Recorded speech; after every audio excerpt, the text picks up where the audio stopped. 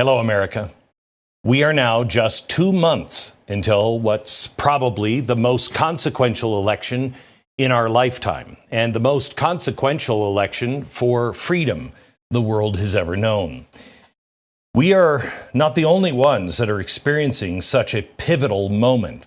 Around 70 countries, near half of the global population, are now voting this year. And there are two big questions that the global population are just not allowed to ask about or talk about: elections and immigration. It's weird. The most people in history are voting this year. And throughout that, we're not allowed to question the sanctity and the safety of our elections. And we're silenced on probably the biggest question in front of us: immigration. The evidence of censorship is everywhere. Mark Zuckerberg finally admitted what you and I have known all along.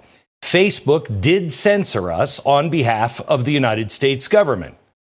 Well, that's great that he finally actually said it.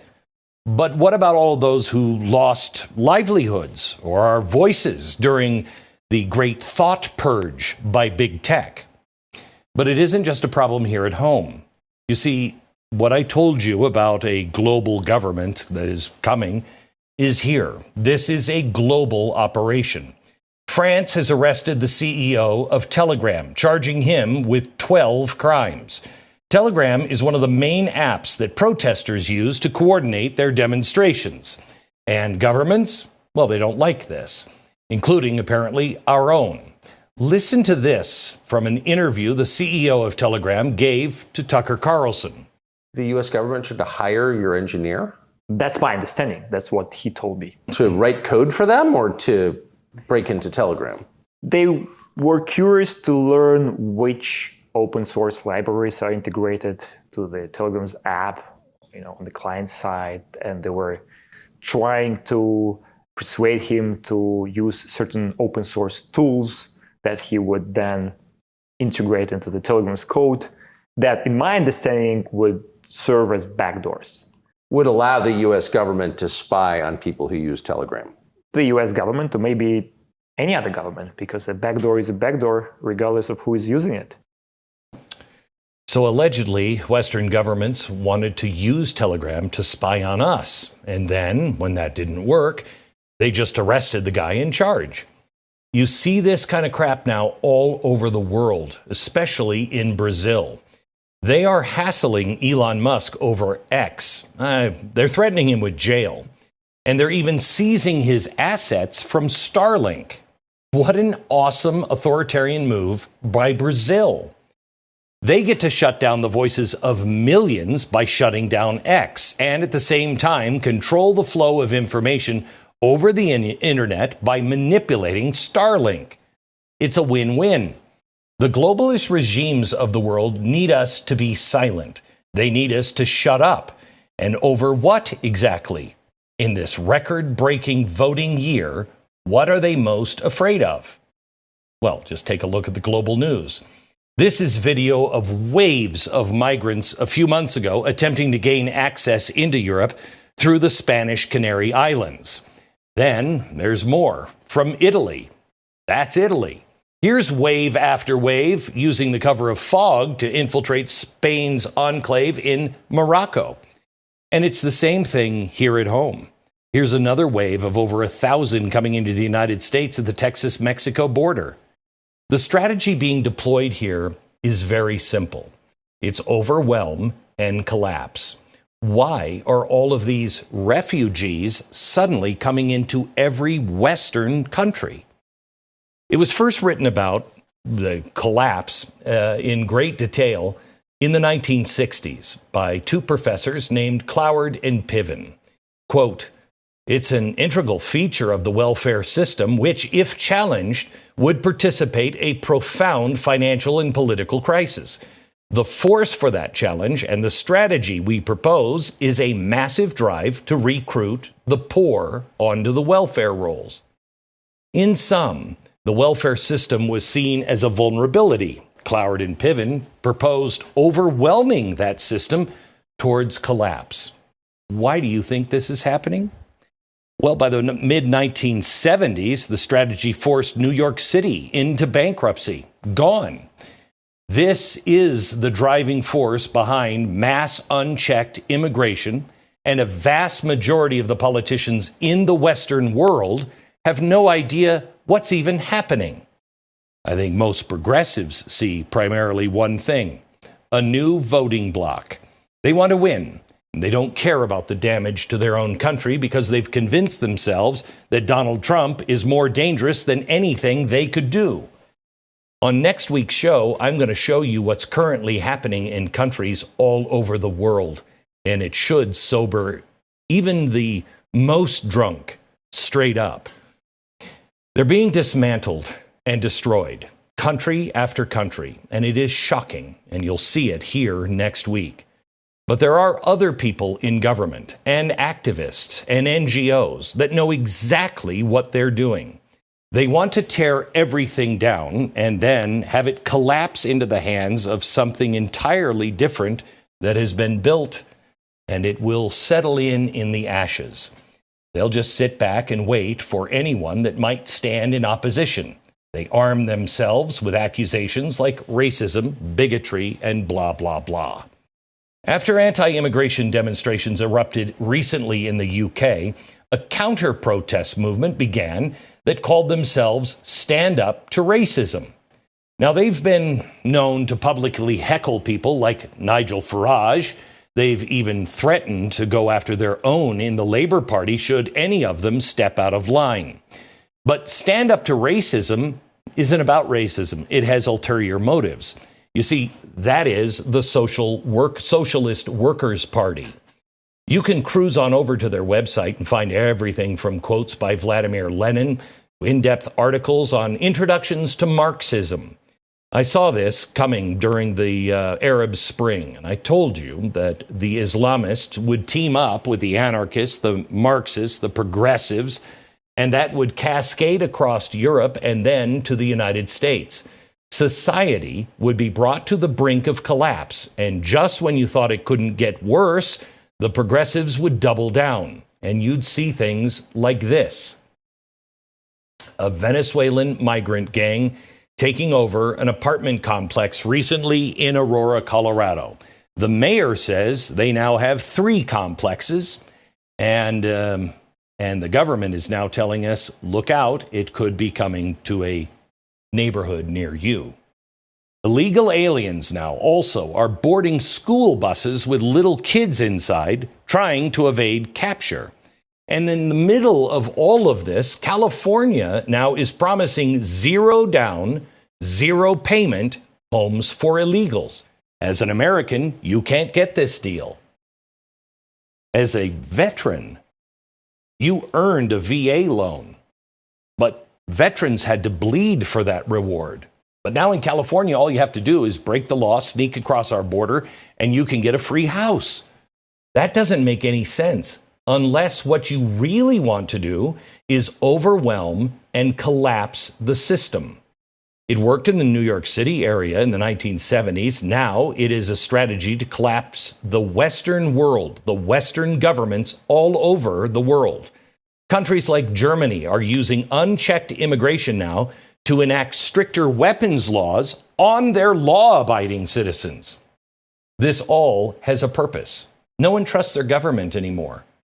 But even that has a purpose. About 5 years ago, I did a chalkboard on what we are now living in real time. I want you to pay attention to where I begin this chalkboard with the waves of migrants cascading after the Arab Spring, and where I end it, a new world order. This is happening now. Watch. But this is my working theory on where we are. When I was at Fox, I wrote a chalkboard very similar to this, and I told you that the Arab Spring would destabilize Egypt and then the Middle East, and that it would spread. As it destabilized the Middle East, it would bring the rise of a new caliphate, and that would destabilize and spread to Europe. Members of both the right and the left would use that chaos for their own advantage, and they would begin to work together, not coordinate, but they'd be pursuing the same ends. And then that chaos would eventually spread to the United States. Well, I believe that now is done.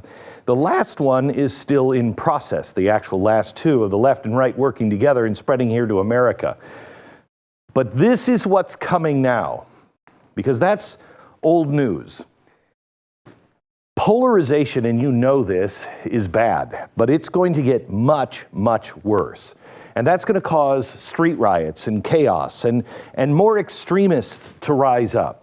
Economies, not necessarily because of the street riots, but possibly, I'll show you how in a minute, will nosedive. I believe because of just bad economics, we are headed for a big crash. And in some countries, perhaps a collapse, as Germany did in the 1930s. Financial systems will collapse. Banks will collapse. Not all of them, but many of them. The oil is already collapsing now. Petrodollar gets weaker and weaker. That causes real pressure on petrochemical and oil countries like Saudi Arabia, Iran, and Russia. They won't be able to make it. They're already in real trouble. That also puts pressure on China, as we are doing by putting pressure on China as well. They are a house of cards, but so are we. Now, as all of this is happening, we are also seeing one of the biggest changes in the history of mankind, and it's all being driven by tech. Now, that change is causing downward pressure on jobs, communication, most importantly, trust. What is sacred anymore? What is secret? What is private? Is anything? Who do you trust? What's fake? What's real? This is a real problem because we're going to enter a time where we're going to have totally discredited absolutely everything. Press, government, even tech, EDU as well. When all of this happens, there is going to be a group of people, in fact, several groups of people, that are going to say, you know what, we kind of need each other to protect us from the people, because the people are going to be really pissed. That's when I believe there's going to be a merger. There's going to be people coming together to provide us with a new world order. There will be war, but it will most likely be press, government, and tech that comes together. And we will also see new Axis powers. You know, what's interesting about that is in 2019, I talked about the petrodollar, but I did not see war caused by us leading Russia, China, Brazil, all the BRICS nations to get off of the petrodollar. So they're not hurt. Only we are hurt. I also talked about the downward pressure of jobs that would happen through tech. That is happening. But I left out immigration, unchecked immigration. That's what's leading us to all of this new world order. It's also why the elections this year are so important. But don't take it from me. I want you to listen to a lawyer from the UN Office of Legal Affairs. It was captured from an undercover journalist from Steven Crowder. Listen. So is globalism one of the goals for the UN? Absolutely. It's a threat to the absolute power of the United States. One of the defining features of this MAGA movement is the ultranationalism. And one of the main enemies are what they call the globalists. And the definition of a globalist. One of the objectives of the UN is to create an identity of a globalist citizen. They create this institution,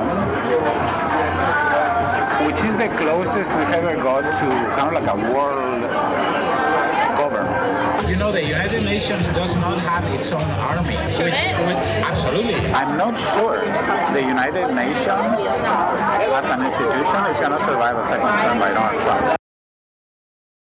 I don't know what has to be said, and I wish I could begin today in the media and have a fresh start so my name, which has been dragged through the mud for so many years, maybe I could wake up more.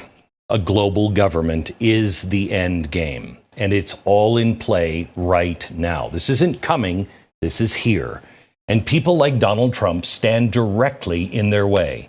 This is why the left is so crazy about Donald Trump, because he's not for a one-world government.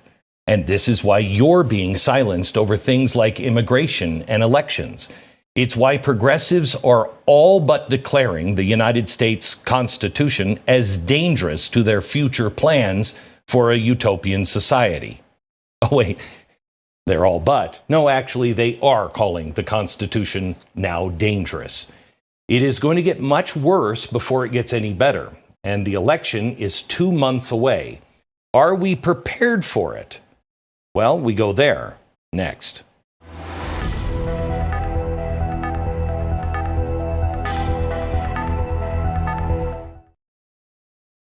Literally every day we move closer to potential war with countries like Russia and China and even North Korea. There's a new report out that President Biden, or whoever is signing things for him these days, signed off on a classified plan that is moving our nuclear strategy to focus on those countries. Meanwhile, Vladimir Putin just changed his nuclear strategy, allowing nuclear weapons to be used if necessary. There are so many things that we need to make sure that are in place for our families, and there is something you can do to ensure that you and your loved ones have medication on hand when it's needed. It's called the Jace case. I know people will think this is crazy, but we don't even make our own medications. 19 out of the 21 major drugs that are used in America are made in China. We can't even process them here. Now, the Jace personalized emergency kit, called the Jace case, contains essential antibiotics and medications that treat the most common and deadly bacterial infections, and it provides 5 life-saving antibiotics for emergency use. All you do is you fill out a form, simple, online, and then you'll have the medicine in case you need it. There are also add-on options like EpiPens and ivermectin or Tamiflu. Might become handy to have that on hand. Go to jace.com, enter the promo code Beck. That's JASE.com, promo code Beck. Put Beck at the checkout for a discount on your order. Promo code Beck, jace.com. Before I begin this, I want you to know that I am actually hopeful, and I'm hopeful because I believe in God. That doesn't mean we win. I just know that He's not surprised by any of this, and whatever happens will be for our good. He wins in the end. But there are times when I'm like, we're not going to win, we're not going to win. When I consider the corruption that is in play in our own country now, the lengths at which globalists are willing to go just to hang on to that last shred of control and power is insane. I want you to take a look at this. This is the U.S. federal budget for fiscal year 2025. So if Donald Trump wins in November, this is what he's inheriting. From 25 through 2034, if everything remains as it is, the U.S. federal deficit will be over $16 trillion. That's a year. Now, think about that unfathomable number, and then think about what it currently costs for things like milk and gas and eggs to buy a T-shirt. What's your salary going to have to be in the next few years just to maintain? This is overwhelm and collapse. That's what these people are willing to do. Point here on 2 of my previous chalkboards. Economic destabilization. I said the banks will be in trouble, the stock market will plunge, and prices that were sky high will suddenly collapse. 16 trillion will suddenly be the average price for bus fare at the local breadline. And meanwhile, the progressives are begging for another 4 years to keep us on this path. They claim to be the defenders of democracy, and they definitely don't cheat, like at all. Cheating is what the other kids do, not them. Things don't go our way. We don't have the luxury of whining or cheating others to get further ahead. No. We don't get to change the rules, so we always win. Oh my. That's Michelle Obama at the DNC passionately defending fair play. I wish it were true. I honestly do. But their candidate of choice slid into the nomination after an effective coup of the presidency, and no one voted for Kamala. I mean, it doesn't seem to bother the defenders of democracy, but there was no democracy in that. That's never happened in the United States. In fact, those rules she's referring to so vehemently, They were completely bent, changed, distorted, and broken. And why? Because they wanted to keep over $200 million in campaign funds. Money broke their full morality. And the entire country knows it. But they didn't stop there. Were Democrats defending democracy when they kicked Claudia de la Cruz off the ballot in Pennsylvania? What about when they kicked Cornel West off? Is there jihad against Jill Stein for democracy? How about RFK Jr.? You see, if they don't want you to run, they will make sure you can't. This is how it works in Russia, in China, in Iran. But apparently, this is the way it works in the new rules-based globalist democratic system as well. Rich mega donors pick the candidate they believe will advance their agenda. The DNC then tries to sell it. They then pick the people they want us to vote for. It used to be that both parties were doing this, but now there's one that the elites don't like, and it's Donald Trump, and they don't like him for a reason. Then they'll generate slogans like hope and change and strength through joy. But who gives you the voice in government? Who represents your interests? Not the interest of the mega donors, not the corrupt politicians manipulating the narrative and votes. Who actually represents you? The moment the electorate realizes this is all corrupt and it's a con, that is the moment in time to overwhelm and collapse. That is the moment they import an entirely new electorate that will hasten the process to overall collapse. And as I've shown you earlier in the show, that electorate is now cascading across the borders all over the Western world. The Biden administration has now opposed the SAVE Act. Now, I want you to listen carefully and tell me an honest-to-God reason you wouldn't be for this. The House passed it back in July. It's now being used as leverage in the Senate with threats of government shutdown again, because the Democrats don't seem to like it. I wonder why. What is the SAVE Act? Well, the SAVE Act imposes two big things. It would expand proof of citizenship for voting, and it would mandate states to review their voter rolls and purge all ineligible voters. Honestly, Democrats love the country. I'm talking about your average neighbor, loves the country as much as you do. Why would progressives be against purging people who shouldn't vote and making sure that no non-citizens vote? These are things all of us agree on. But all of the mainstream media and basically every Democrat with power has assured us that it is already illegal for illegals to vote. So it's all good. Close your eyes and just vote in November. And don't forget these immortal words. We don't get to change the rules, so we always win. Okay, so let's look at the data, shall we? A new study found that 10 to 27% of non-citizen adults are now legally registered to vote. How did that happen? 10 to 27%? 5 to 13% will vote illegally this November. That means 1 to 2.7 million illegal votes will happen in this pivotal election. That kind of seems like a big deal to me. It should to our Democratic friends and neighbors and family. The Heritage Foundation has a running database of over 1,500 proven cases of voter fraud with over 1,300 criminal convictions. Just click on the state that you live in and see how bad it has gotten. But for some odd reason, the Biden Justice Department isn't concerned about it. Weird, right? Illegals are voting all over the country, and the evidence is everywhere if you care to look.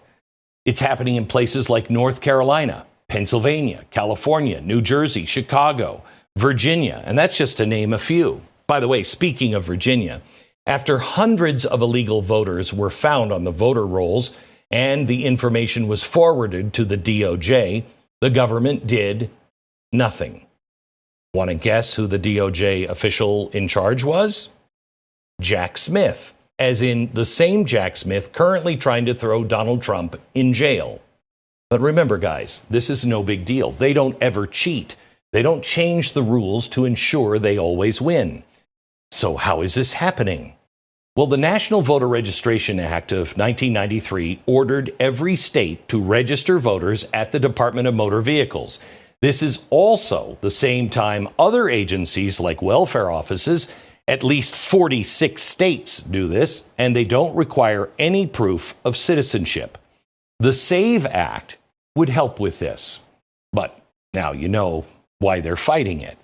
Let me reiterate the results of the study I quoted earlier in the show. 1 to 2.7 million illegal votes will occur this election year. Now, let's look at that. How can or will this affect the results in November? Wait until you see. I'll show those numbers to you next.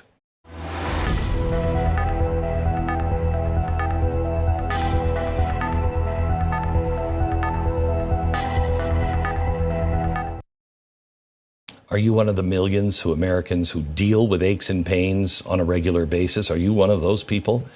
Let me ask you, how many different things have you tried to make it go away? Just dull the pain down to the point, but then you can't think. Well, may I recommend that you give Relief Factor a try? This is something my wife told me. You've got to try this. Otherwise, I'm not going to listen to you whine anymore. It helps fight inflammation in the body, which causes most of our pain in the first place. And unlike a lot of other remedies for pain, Relief Factor is not going to leave you feeling groggy and cloudy later that day or the next. Relief Factor has literally given so many people their lives back, and you could get your life back too. If you're living with aches and pains, see for yourself how Relief Factor, a daily drug-free supplement, could help you feel and live better every single day. Join the over 1 million people who have turned to Relief Factor and could start feeling better in 3 weeks or less. That's you. Visit relieffactor.com or call 800-4-RELIEF, 800-4-RELIEF. Save on your first order, 800-4-RELIEF. There are 3 main talking points when progressives talk about illegals voting. 1, it's already illegal, so why are we passing another law? Well, you don't seem to have a problem passing gun law after gun law after gun law. We're going to show you in a minute, it's a real problem. Now, I think the reason, even though it is illegal, the legality doesn't seem to matter to those who are actively breaking the law, because it is happening. Now, the next talking point is, why do Republicans care? Why do they think that illegals voting will benefit just the other side? Won't some of them vote for Republicans too?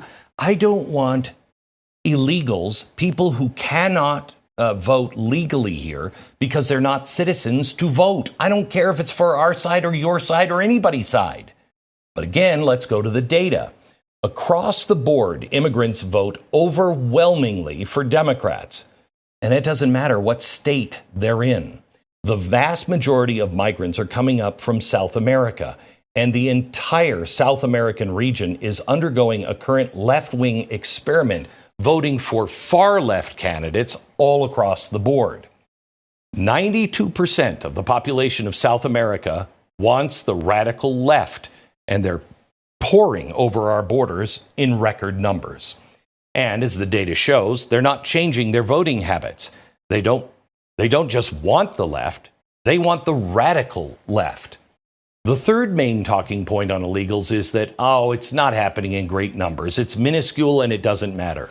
Every single vote matters. Can we not all agree on that?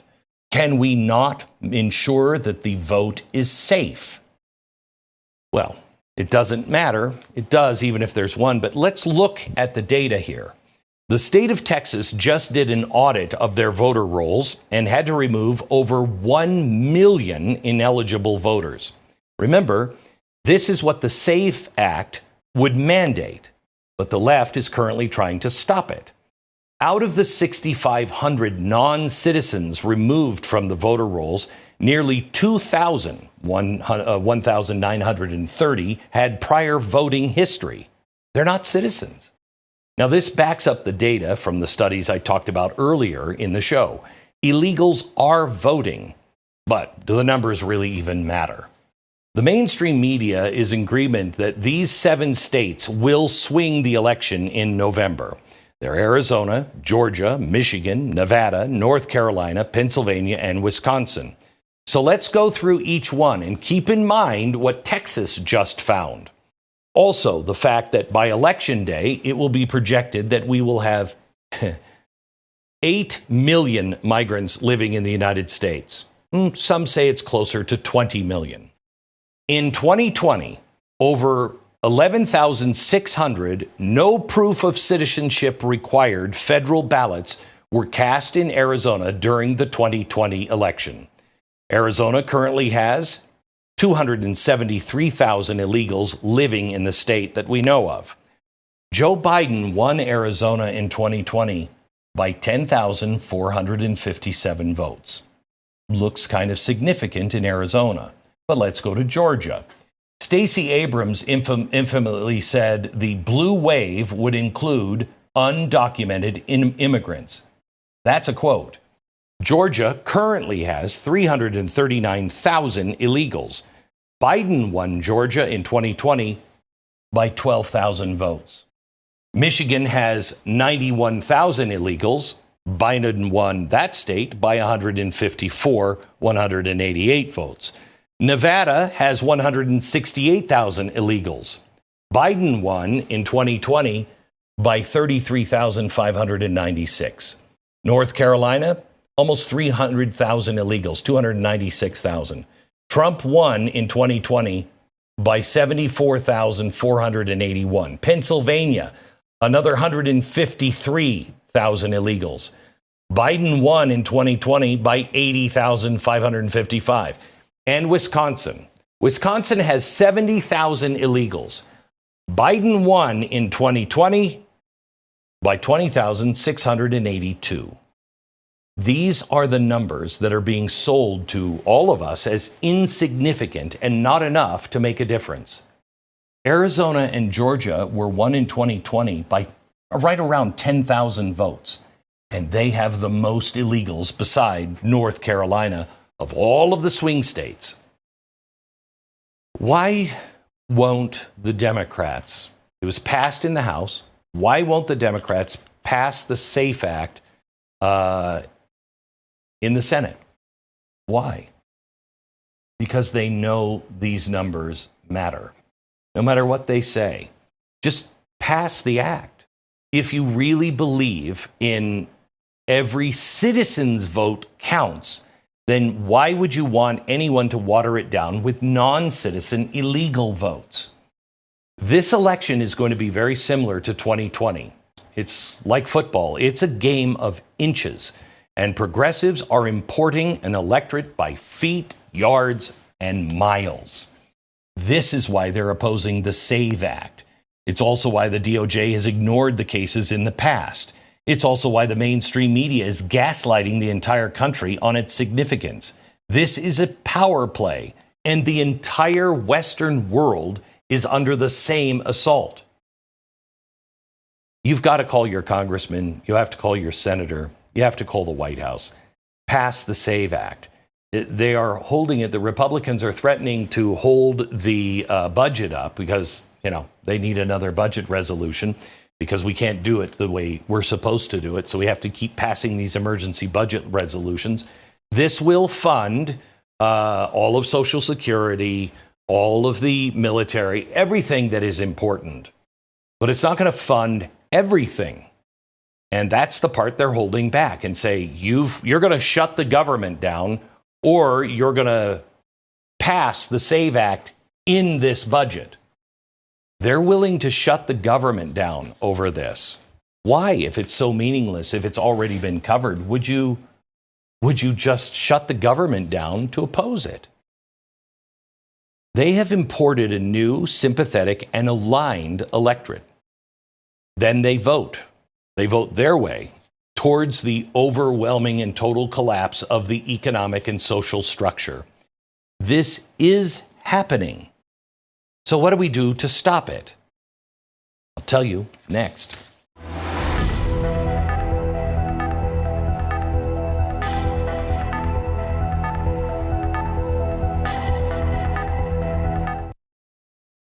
I don't know why your neighbors won't pay attention. I don't know why you feel so alone at times when you are trying just to protect the republic and you're trying to protect families. How many people make fun of you for maybe having food storage or saying maybe we should can some? Take the steps now to ensure that you are safe in your family. You're prepared for whatever situation might come your way. It never hurts to have emergency storage food saved back in case a situation comes up in which you need it. For that, the company I trust is My Patriot Supply. My Patriot Supply has helped millions of American families prepare for whatever might come their way, and many of them start with the 4-week emergency food kits. There are 16 food and drink varieties, so you're not going to get bored with the selection. I mean, this is emergency food, but it's really good. They contain about 2,500 calories every day, so it'll get you through an emergency situation with strength. And since they're sealed inside incredibly durable packaging, they last up to 25 years in storage. And maybe most importantly, it's good. I've eaten it even when I didn't need to. Stock up on all of the food kits your family needs. You can't help others if you are worried about your own family. MyPatriotSupply.com. Get each 4-week food kit for $60 off. Get free shipping. Protect yourself and protect your people. Start preparing at MyPatriotSupply.com. We know that illegals are registering and in some cases voting. The question is, how much? Should we be worried about this November? And is anything being done about it? Some of the best work on exposing everything being done by the Biden administration on illegal immigration lately has been produced by the Heritage Foundation's Oversight project. The executive director, Mike Howell, joins me now. Mike, I want to just go over just a little bit of your background. You left the Department of Homeland Security, where the Office of General Counsel. You were the chief legal counsel and point of contact for the department's 3,000 lawyers in the office. And you did congressional oversight and investigations. You also served 5 years on Capitol Hill as an attorney for the Senate Homeland Security and Governmental Affairs Committee and the House Oversight Committee. You have investigated and brought forth information on the security failures at the Secret Service, corruption at the Department of Homeland Security's Office of the Inspector General, which resulted in 2 resignations of 2 acting inspector generals on 2 separate occasions. You also handled the overseas terrorism incidents. Prior to this, you worked in Atlanta with the Immigration Court and on ICE with ICE attorneys. So you have the background. You know about Homeland Security. How concerned are you right now with everything that is going on revolving immigration, not just here, but all over the Western world? Yeah, absolutely. It's a massive concern. I think this is the worst security posture for the United States since 9/11. We have a completely open border by design. This country is suffering through its 3.5 year of invasion. A lot what we're seeing historically over the last few years and decades in Europe and for Western civilization writ large has come home here in the final project of the Marxist left to end the United States as we know it, to fundamentally transform it into something that I don't think any American really sees as the future of this country. And we're deep into that project right now. And this is really the last best chance to turn it around. So how do you convince people that have been so, they've just been, Orange Man bad, Donald Trump is bad. How do you convince them that that is a red herring, that there is something much larger going on that has to be stopped? Yeah, I would say just look around. I mean, I was walking over to the studio here, almost got hit by an illegal on a moped, zipping around delivering drugs in Washington, D.C. Look at your children's schools that are being overrun with illegal aliens. And a lot of kids have to go into trailers because the schools are so crowded and basically converted to ESL teaching babysitters. Look at your healthcare costs that are skyrocketing because we have to give healthcare to illegal aliens who use the ER as their basic primary care physician. Every single area of your life is negatively impacted by illegal immigration. And that future is your destiny if this continues. The scale and pace of the 10 million that have come across this border by invitation since Biden took over is only going to expand in future Harris years. And the United States of America is not a permanent thing that is just going to self-effectuate. It is going to be conquered and taken over. So the SAVE Act, the Democrats are saying it's redundant. We already have these laws on the books, and this is not happening in any mass, scale. How do you answer that? They're lying to you. They're lying to everyone in this country. We've proved it over and over again. The first thing to know about illegals voting is that this is a largely unpoliced matter by design. Basically, the numbers we have to rely upon are spot checks. And that's happened in several states recently. Ohio has uncovered, hundreds of illegals with voting histories in Texas.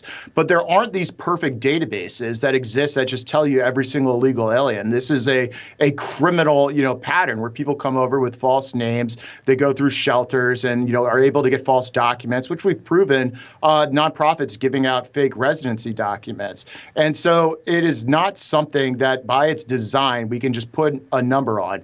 You have to look at the way they've designed the system where it's vote by honor system.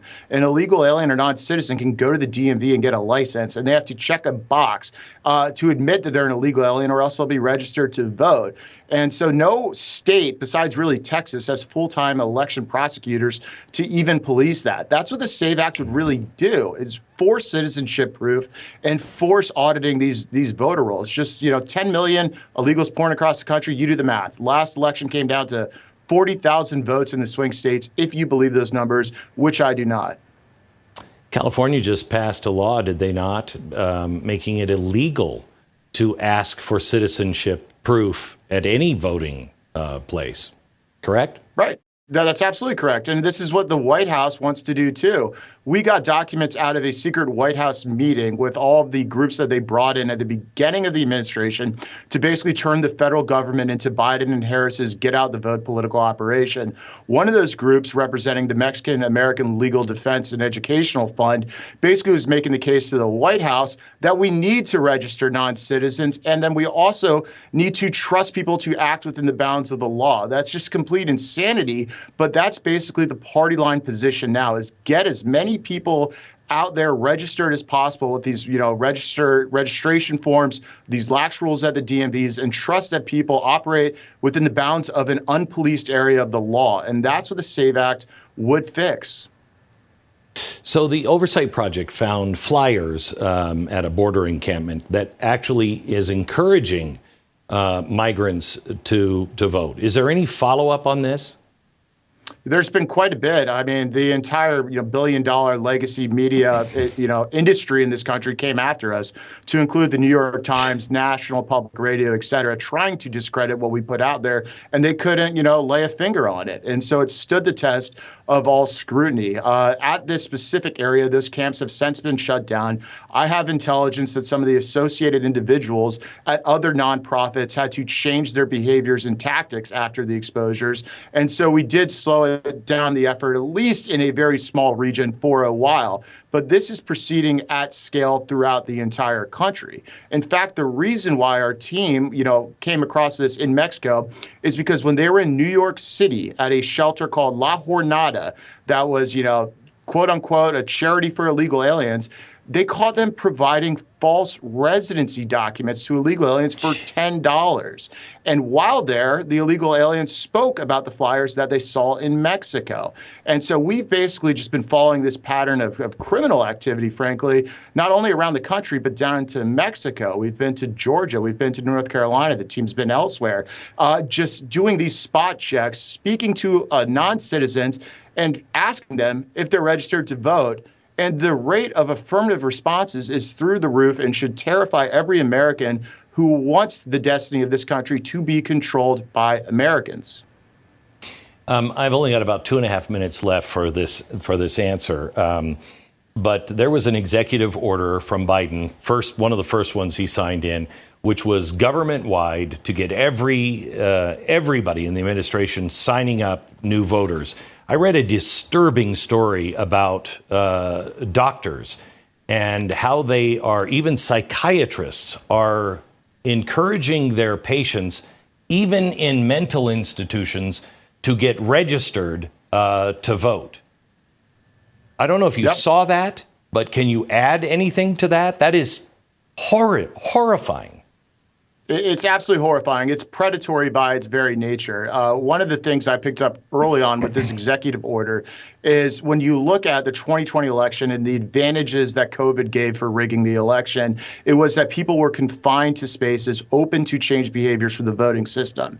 And so without COVID and that inherent advantage, they've seeked, and when I say they, I mean the institutional left and our government with your taxpayer dollars, areas where they can prey upon people where they know they will be and are likely to obey kind of, government prodding. And so that includes, the mentally ill. It includes prisons. It includes college campuses and Native American reservations. It includes people seeking government assistance for jobs. And in each of those areas, we've produced original documents showing how that activity occurs. And you're absolutely right with the doctors. And the complete corruption of the science and medical industry into partisan politics, that's what they're doing. They're making sure you're registered to vote. And we have government documents basically saying that it's in the interest of their public health to be registered and active in democratic politics. In this story that I read, they had doctors in the NICU saying, if you really want to help your child, you need to vote because otherwise funding will be cut off. I mean, horrible things that these doctors are doing. This will destroy science, medicine. I mean, when people actually catch on to this, this is really bad for our medical community. It's absolutely awful. And it's not just in the medical community. One example we uncovered is Native American reservations. What the government's basically doing is using kids, grooming the children to make sure that their parents get registered to vote and turn out for the left. They're sending the kids home with packets. And these are places that, are in horrid conditions, unfortunately, all too often. And that's the government's focus there. I can't thank you enough, Mike, for all that you've done and everything that you and Heritage are doing to get this word out. I hope people will hear this and wake up in time. Voting begins in 2 weeks here in America. Thank you, Mike. I appreciate it. Thank you, Glenn. We'll have more on this on radio, and things are changing rapidly, so don't miss a minute. You miss a minute, you'll miss a lot. We'll see you on radio tomorrow. Good night.